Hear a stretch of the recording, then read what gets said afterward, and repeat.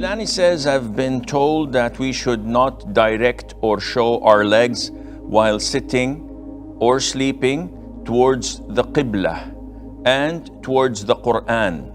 They say that it is a form of disrespecting it. Please guide me. Jilani, as Muslims, and particularly as people from Ahlus Sunnati wal Jama'ah, the Aqidah of our Prophet alayhi salatu wasalam, of the great companions, may Allah be pleased with them, of the Tabi'een, and of those who followed the Tabi'een.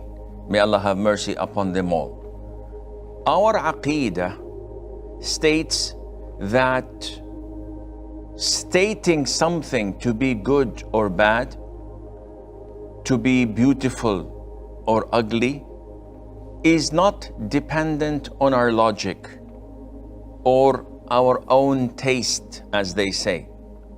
Because this is the methodology and the Aqidah of Al-Mu'tazilah, which is a deviant sect in Islam, one of the 73 sects that the Prophet has warned us from, sallallahu alaihi wasallam. Muslims believe that stating this is good or bad is dependent on what the Quran says. It's dependent on what the Prophet ﷺ had taught us. And this is why Islam is not a religion where logic prevails, because logic differs from one person to the other. What you see good, I may see to be bad. It's not something according to our preferences. It is according to the Quran and to the Sunnah. Someone who passes wind is obliged to perform wudu. Someone who burps and gets this wind out of his mouth is not supposed to perform wudu, and if he does, then he would be sinful for innovating. Logically, one says, it's the same air that is coming out from different passages. He said, it is not something for you to decide.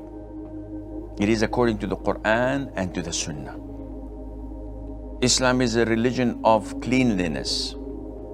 So when you want to pray, you have to wash your limbs 3 times, and you repeat this 5 times a day.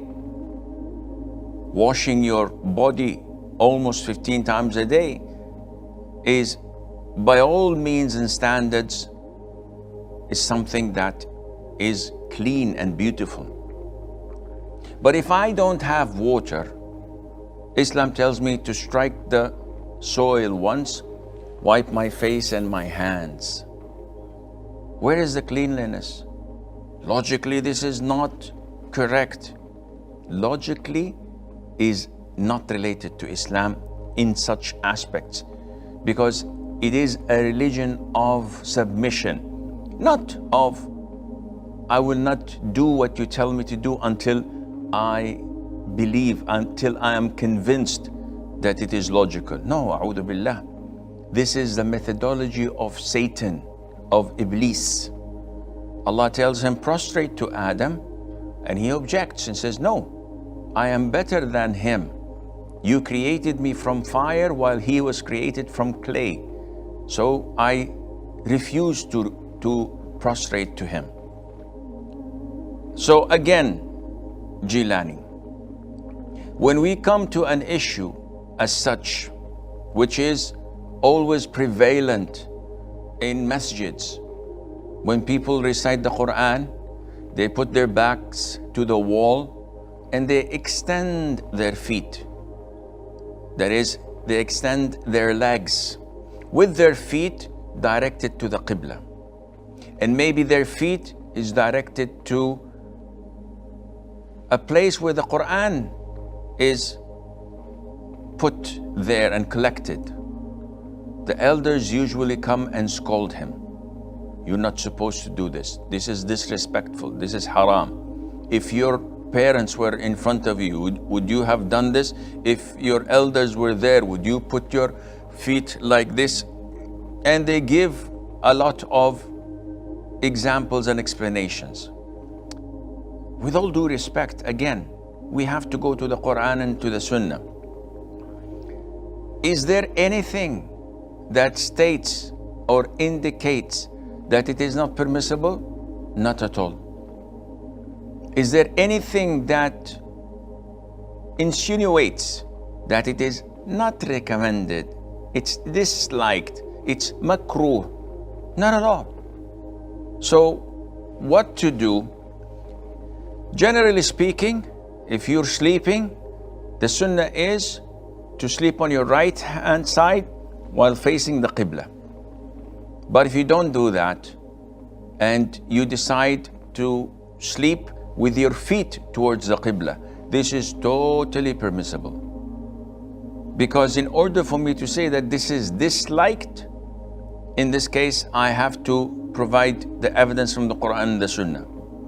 Stating that it is simply disrespectful or that you would not have done the same thing with your parents is not an evidence. There are so many things I would not do in front of my parents, which I would probably do elsewhere. For example, if I am going around the Kaaba, the sunnah is to leave the Kaaba to my left, not to face it. So if my father is speaking to me and I give him my side and I don't face him, this is disrespectful. You cannot have this analogy and put it together and claim that this is respectful, this is disrespectful, because the sunnah tells us that it is prohibited to face or to give your back to the Qiblah while answering the call of nature. Full stop. It did not come in other forms to tell us that, well, you're not supposed to do so and so and so and so, facing or giving you back to the Qiblah as well. Only in answering the call of nature, whether you're urinating or defecating. It did not come to us and say, well, if you pass wind, you must not be facing the Qiblah or giving you back to it.